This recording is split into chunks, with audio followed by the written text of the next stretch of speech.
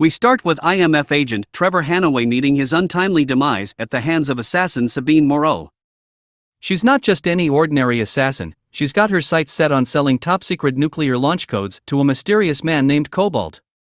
It's like a black market garage sale for classified information. Enter our fearless hero, Ethan Hunt, who's extracted from a Russian prison by his trusty teammates Jane Carter and Benji Dunn. With the gang back together, they're given a mission to infiltrate the Kremlin to gather intel on this Cobalt character. But you know what they say about best-laid plans, they blow up in your face. Literally. The Kremlin goes kaboom, and our team finds themselves in hot water. Maybe next time they should stick to infiltrating coffee shops for information, where the only thing that explodes is the foam on a cappuccino. Now labeled as the culprits behind the Kremlin explosion, Ethan must clear his name and stop Cobalt, who turns out to be a nuclear war enthusiast. Just what the world needs, right?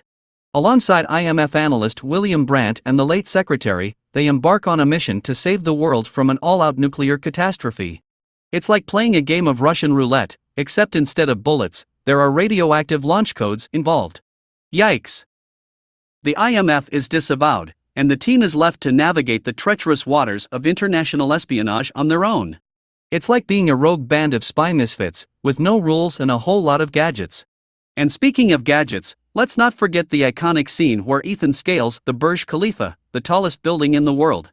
It's like watching a spider in a tuxedo climb a skyscraper. Who needs elevators when you can risk your life for a bird's eye view? As the plot thickens, our heroes find themselves in Dubai, playing a game of double-cross with a dangerous associate of Cobalt. It's like a spy version of poker, where the chips are launch codes and the prize is not getting blown up. Jane poses as Moreau, Brandt and Ethan go undercover, and chaos ensues. It's like a whirlwind of fake codes, real codes, and a whole lot of confusion. It's a good thing they didn't try this at a crowded casino, or they'd have a lot of angry gamblers on their tails. With the stakes getting higher, Ethan must chase down Cobalt, who turns out to be none other than Weistrom in disguise. It's like a game of spy dress-up gone wrong. And as if that wasn't enough, our team discovers that their own comrade, Brandt, has some hidden secrets of his own. It's like a soap opera, but with more explosions and fewer love triangles. The final showdown takes us to Mumbai, where Jane uses her seductive skills to get her hands on a satellite override code. It's like a spy version of a Bollywood dance number, with some punches thrown in for good measure.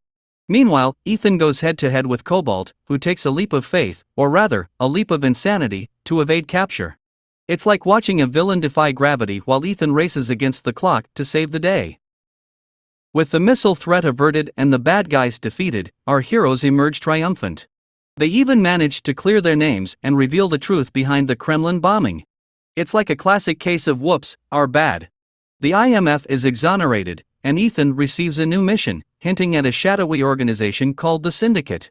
It's like a never-ending roller coaster ride of spy shenanigans, with new adventures on the horizon. And so, Mission Impossible, Ghost Protocol reminds us that sometimes, even the most ludicrous decisions can lead to unexpected triumphs.